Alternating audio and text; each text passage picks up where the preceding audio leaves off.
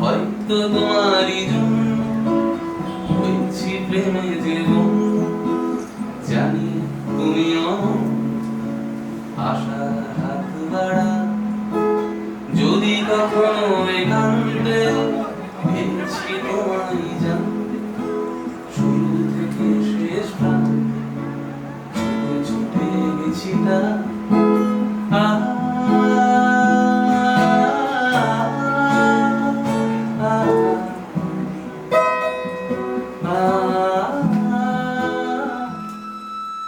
তুমি কালা বাসিটারে ফেলো গো ভাইয়া, ব্রজবালা মরি আছে ও বাসি শুনিয়া। আচ্ছা, গল্প কি শুধু সাহিত্যিকরাই লেখেন? কি বলেন আপনারা? আমার তো মনে হয় প্রত্যেক মানুষ নিজের জীবনের ভেতরেই একটা উপন্যাস বনে চলে। কি বিশ্বাস হচ্ছে না? শুনুন তাহলে এই গল্পটা। ব্রজবালা মরি আছে ও বাসি শুনিয়া, ব্রজবালা মরি আছে ও বাসি শুনিয়া। ওটা তৈরি হয়েছিল দুইজনকে নিয়ে, যাদের নাম সৌমিত্র এবং দিয়া। ছেলেটা খুব গোছানো, কুইজ, ইতিহাস, রাজনীতি সবেতেই তার দারুণ জ্ঞান। আর মেয়েটা একেবারেই উল্টো গঙ্গা, অগোছালো, ভুলোমন, কিন্তু আঁকা, নাচ, গান সবেতেই আছে। ঘন মেঘে নেশা লেগে বড় অথির বিনোদিনী,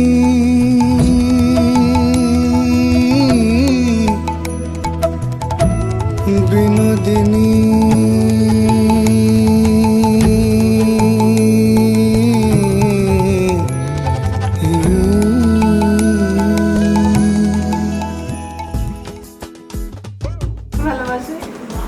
সব থেকে প্রিয় কোনটা? সব থেকে খারাপ হচ্ছে গলদা চিংড়ি, ওর অ্যালার্জি আছে, খাই না। প্রিয় চিকেন, চিকেন, চিকেন। ও চিকেনের সব আইটেম।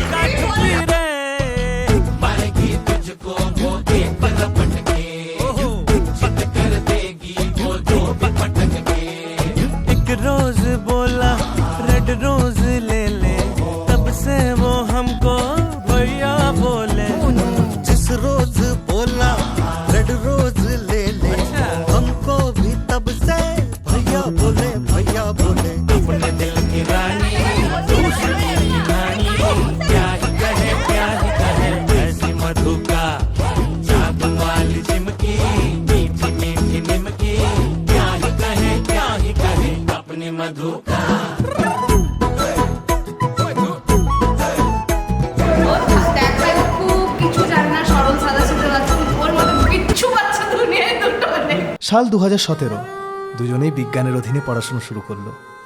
তাদের প্রথম দেখা হয়েছিল কেমিস্ট্রি টিউশনে, কিন্তু তখনও প্রেম টেমের কোনো ছোঁয়া নেই, ছিল কেবল একেবারে নির্ভেজাল বন্ধুত্ব।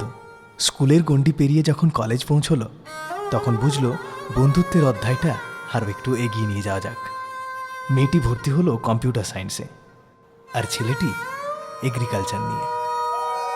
শহর আলাদা, কোর্স আলাদা, কিন্তু অনুভূতি তো আর বদলায় না। কিন্তু আলাদা হয়ে যায় বা কোথায়? কারণ এদের গল্পে শেষ অবধি একটা হ্যাপি এন্ডিং থাকবেই।